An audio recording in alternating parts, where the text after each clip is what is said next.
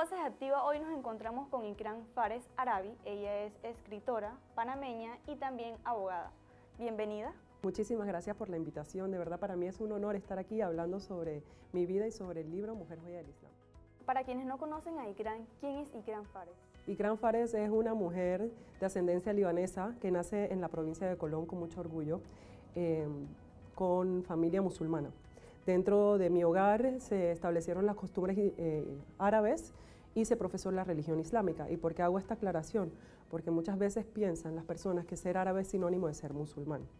Sin embargo, estas cosas son dos cosas distintas. Una cosa es nacer en la península arábica o pertenecer a la península arábica, y otra totalmente distinta es practicar la religión islámica. Entonces, dentro de mi familia se practica la religión islámica y también se mantienen las costumbres árabes. Estudié en un colegio que se llamaba en aquel entonces Academia Bilingüe Árabe Panameña, hoy en día se llama Academia Internacional Árabe Panameña, donde estudié mi primaria y mi secundaria. Yo creo que este momento fue crucial en mi vida porque en mi primaria no fue un momento muy agradable, no viví momentos muy agradables. Fui víctima de bullying, que en aquel entonces no se utilizaba esa palabra, se utilizaba te están molestando. Y yo creo que mi pilar en ese momento fue mi mamá, que cada vez que llegaba llorando a la casa porque me hacían bullying en el colegio, mi mamá me motivaba, me decía, tú vas a salir adelante y tú vas a ser una profesional que todo el mundo te va a admirar. Y entonces esas palabras de mi mamá se mantuvieron en mí y hoy en día le doy las gracias a ella por haberme motivado y no haberme dejado caer en un hueco, que de pronto en aquella época la psicología no era vista como algo normal, lo cual yo hoy en día incentivo mucho a las personas que si no están bien, acudir a un psicólogo. Pero en aquel entonces acudir a un psicólogo era un tabú, o no se mencionaba, o de pronto yo creo que yo ni siquiera sabía de la existencia de un psicólogo cuando yo era niña.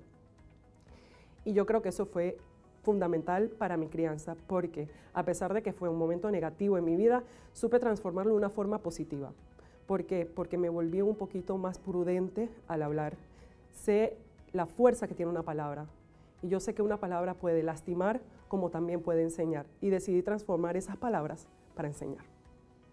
¿El estudio de la abogacía fue una decisión que tomaste desde niña o fue después? Yo creo que el punto inicial de la decisión de estudiar abogacía fue eso, porque yo desde niña siempre me gustaban los derechos humanos, el derecho del niño, el derecho de la mujer. Entonces yo creo que eso fue como el punto inicial para saber que esa era la carrera que yo quería estudiar, porque a mí no me gustaba la injusticia.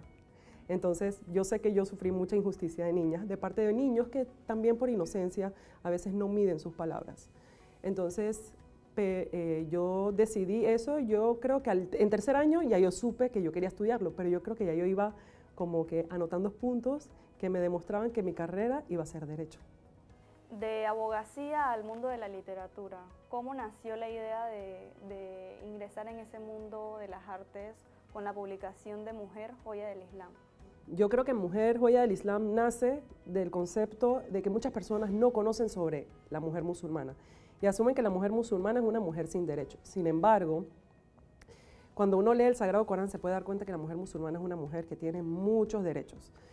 Estos derechos yo los conozco desde mi infancia, como lo dije, crecí en una familia musulmana. Sin embargo, cuando llegué a la universidad, me di cuenta que muchas personas asumían que una mujer musulmana no estudiaba o una mujer musulmana era una mujer oprimida.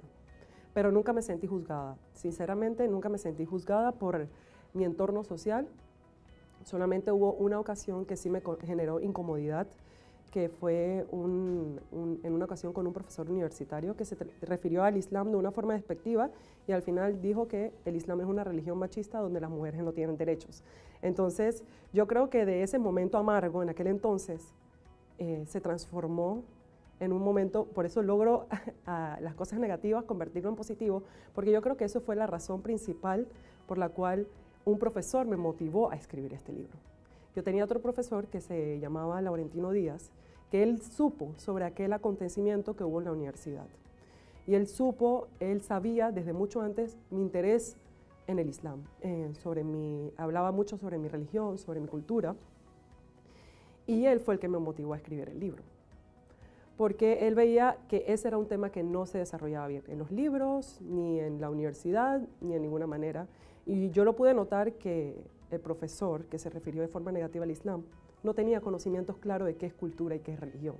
asumía muchas cosas culturales como si fuesen religiosas y viceversa. Entonces yo creo que ahí es donde nace Mujer Joya del Islam, de mi tesis universitaria. Me gustaría saber cómo podemos empoderar a la mujer musulmana. Que una mujer musulmana sepa cuáles son sus derechos, sepa cuáles son sus obligaciones, sepa cuáles son los diferentes elementos que se establecen dentro del Corán, el porqué de esas cosas. Y yo creo que cuando una mujer conoce sus derechos, se empodera. Entonces yo creo que eso es fundamental. Ikram es colonense. Me gustaría saber qué es lo que más te gusta de la provincia de Colón. Me la pusiste difícil. Me gusta todo. Me gusta la tranquilidad de Colón, y con tranquilidad yo sé que hay elementos que muchas veces se resaltan de la provincia, desafortunadamente, pero lo que me refiero a la tranquilidad es que tú en Colón rara la vez ves tranques, como se ven en la ciudad. En Colón uno puede llegar a las playas y ves una playa maravillosa. En Colón el colonense es muy amable. De forma general el colonense es muy bueno, y no sé, yo siento que yo le debo mucho a esa provincia. Esa es la provincia que le dio un hogar a mis papás cuando decidieron migrar.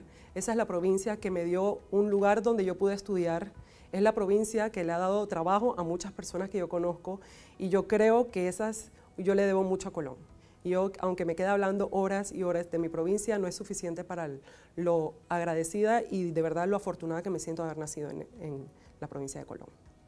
Bueno, todas las provincias en Panamá presentan debilidades, o más allá son retos que tenemos que enfrentar, más allá de decir problemas. ¿Qué reto principal tiene Colón y cómo podemos combatir ese reto? Yo creo que el estereotipo que se le ha dado a la provincia, ese es el reto principal que hemos tenido todos los colonenses.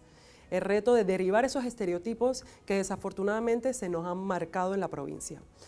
En Colón, hay muchas personas trabajadoras, pero hay mucha gente que asume que Colón es sinónimo de delincuencia, sinónimo de personas que no les gustan trabajar, y eso no es correcto. Si uno se pone a investigar a profundidad, de verdad, si uno entra en la provincia, uno se da cuenta que el colonense es trabajador, el colonense es honrado.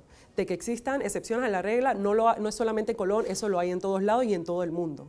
Pero de una forma u otra, el colonense es muy cálido con la gente. ¿Y qué consejo le darías a cualquier mujer que esté atravesando por una situación difícil? Yo creo que cualquier consejo es que nunca se rindan. Yo sé que a veces es muy difícil cuando uno está en la adversidad decir eso, como que nunca se rindan. Pero hay luchas que uno puede superar. Si necesitan ayuda, búsquenla. No está de más hacer eso. Inclusive, si necesitan ayuda psicológica, también búsquela. Soy fiel creyente de que la psicología es fundamental para la estabilidad, así como cuando uno va a un ortopeda cuando tiene dolores en los huesos o tiene problemas en los huesos, un neurólogo cuando tiene problemas en la cabeza. Es importante ir a un psicólogo cuando uno no se siente bien internamente, o un psiquiatra si es necesario.